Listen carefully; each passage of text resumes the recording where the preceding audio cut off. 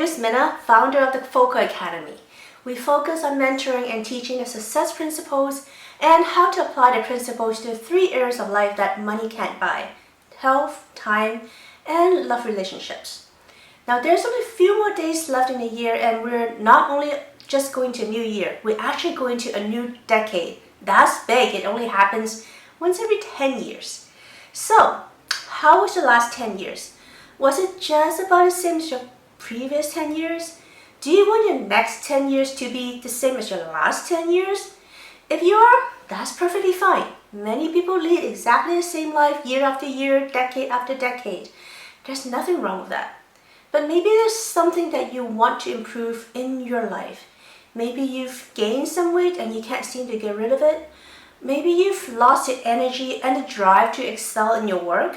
Maybe you can't keep up with your kids, but you really want to. Well, every year, millions of people set the New Year's resolution only to drop them a few weeks after.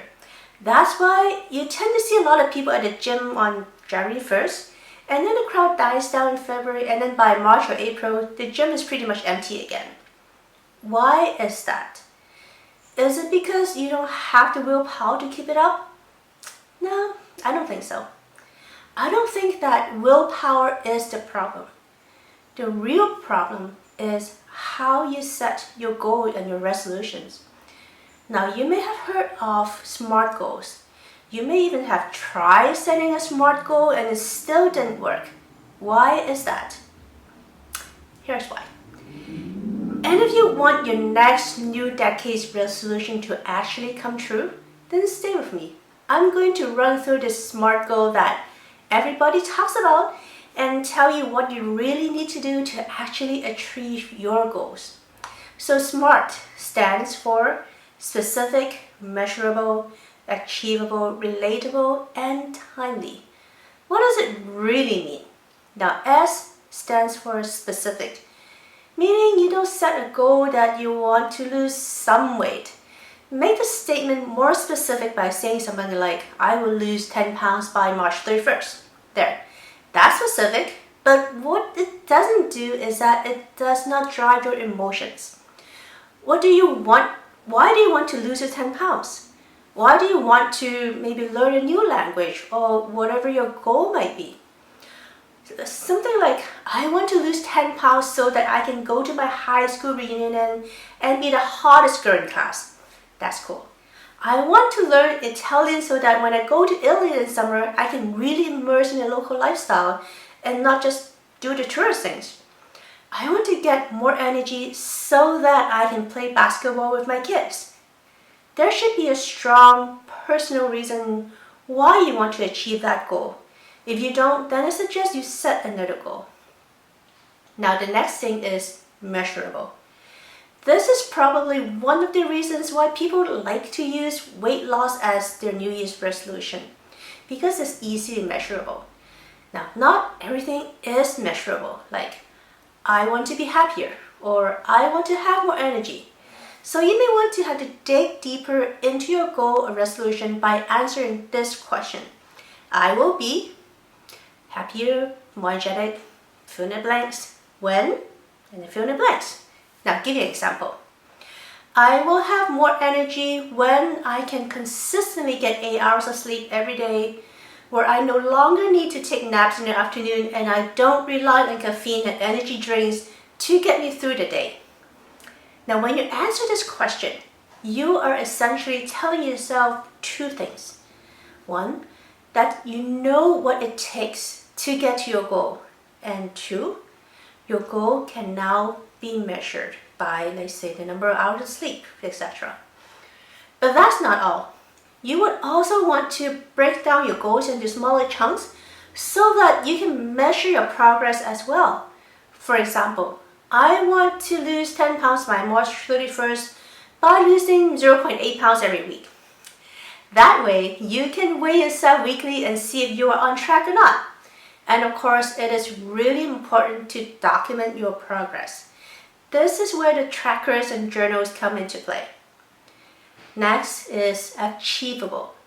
Now, going to the moon may not be achievable for many of us. So it is important that our goal is achievable. However, many of us tend to lean on the safe side and not really push ourselves more. For example, you may set a goal to make maybe just 5% more money this year than last year because you already know that you get the 5% raise every year anyway.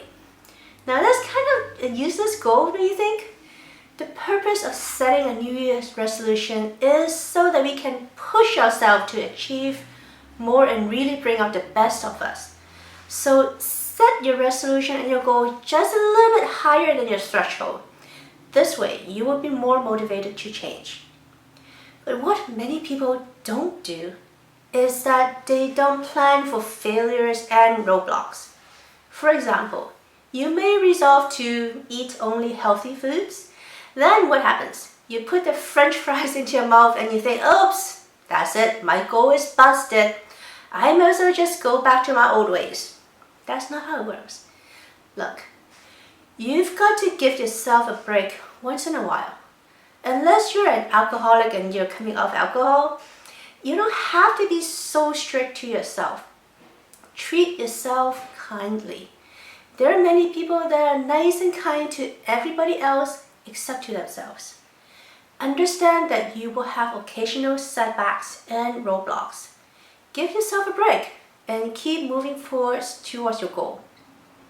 Now let's talk about that R in SMART goals. Some says this R stands for relatable, others says it stands for realistic or relevant. Whatever you think this R means, just make sure that it is something that is aligned with your values. Also, it is important that whatever SMART goal you set, that you have your stakeholders buy in on that.